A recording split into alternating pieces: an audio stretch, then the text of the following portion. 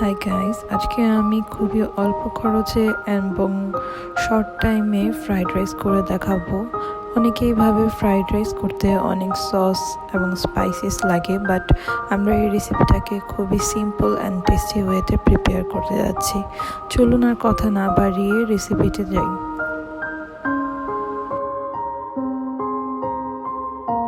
তো শুরুতে আমরা এখানে 2 কাপ গাজর এবং 3 কাপ বরবটি কুচি করে দিয়েছি। আজকে আমি 1 কেজি চালের ফ্রাইড রাইস করব, তাই শুরুতেই চালটাকে খুব ভালোভাবে ধুয়ে রেখেছি।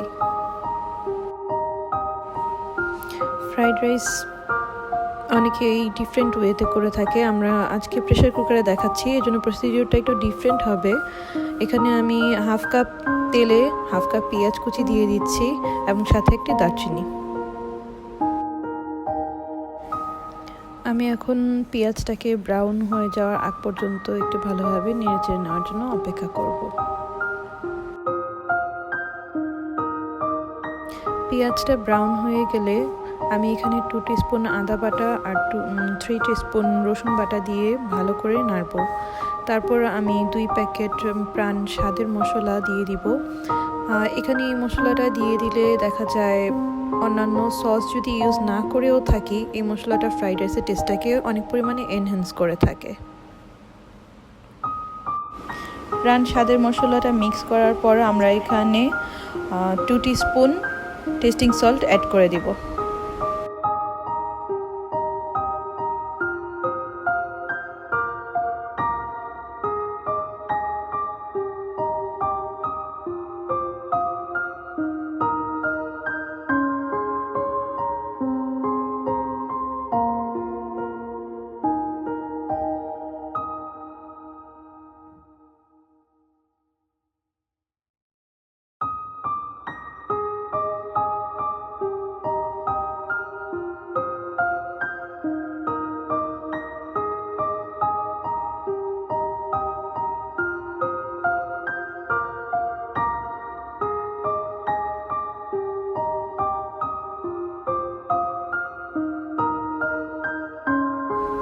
এই পর্যায়ে এখানে 8 থেকে 10টার মতো চিংড়ি মাছ দিয়ে দিব।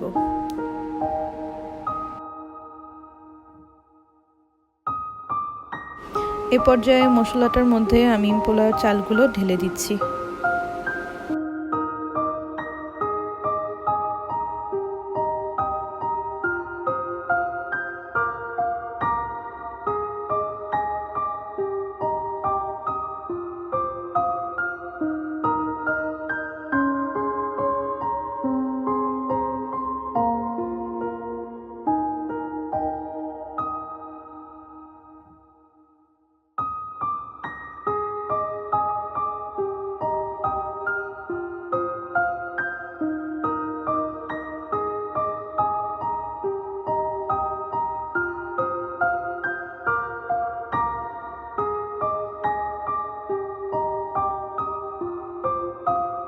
চালটা মশলার সাথে মিক্স করে আমি স্বাদমতো লবণ দিয়ে দিচ্ছি। এখন লবণ দিয়ে চালটাকে লবণের সাথে ভালোভাবে মিক্স করে দিতে হবে। চালটা মিক্স করে এখানে 5.5 পট পানি দিয়ে দিচ্ছি। যেহেতু আমি প্রেসার কুকারে আজকে রান্নাটা করছি, সেহেতু এখানে 4 পট চালে 5.5 পট পানি দিচ্ছি। আপনারা যদি প্রেসার কুকারে রান্না না করে থাকেন, তাহলে যতটুকু চাল আছে তার ডাবল পানি অ্যাড করে দিলেই হয়ে যাবে। এখন আমি অল্প একটু তেলে কাটা বরবটিটুকু দিয়ে 3 থেকে 4 মিনিট পর্যন্ত ভেজে নিচ্ছি।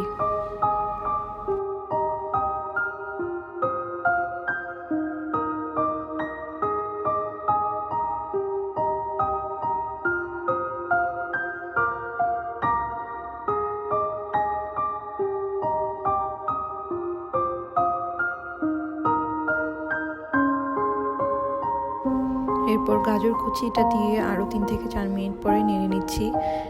এই ক্ষেত্রে একটা কথা বলে রাখছি যে আমাদেরকে চুলার ফ্লেমটা যে এটা হাই ফ্লেমে আমাদেরকে ভেজে নিতে হবে, বিকজ লো ফ্লেমে যদি আমরা রাখি, এক্ষেত্রে আমাদের সবজি যেই গ্রিন কালারটা, যে সুন্দর কালারটা যে থাকার কথা, ওটা আর থাকবে না, নষ্ট হয়ে যাবে।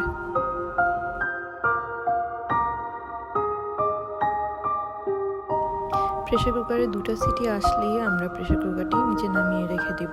এক্ষেত্রে সাথে সাথেই আমরা লিডটা ওপেন করব না, একটু অপেক্ষা করে নিতে হবে। এ পর্যায়ে চুলা থেকে রাইসটাকে নামিয়ে আমি অল্প অল্প করে ভেজিটেবলটা মিক্স করে নিব। এখানে অনেকেরই কোশ্চেন থাকতে পারে রাইস এবং ভেজিটেবলটাকে ফার্স্টেই কেন একসাথে করে আমরা প্রেসার কুকারে দিয়ে দিলাম না।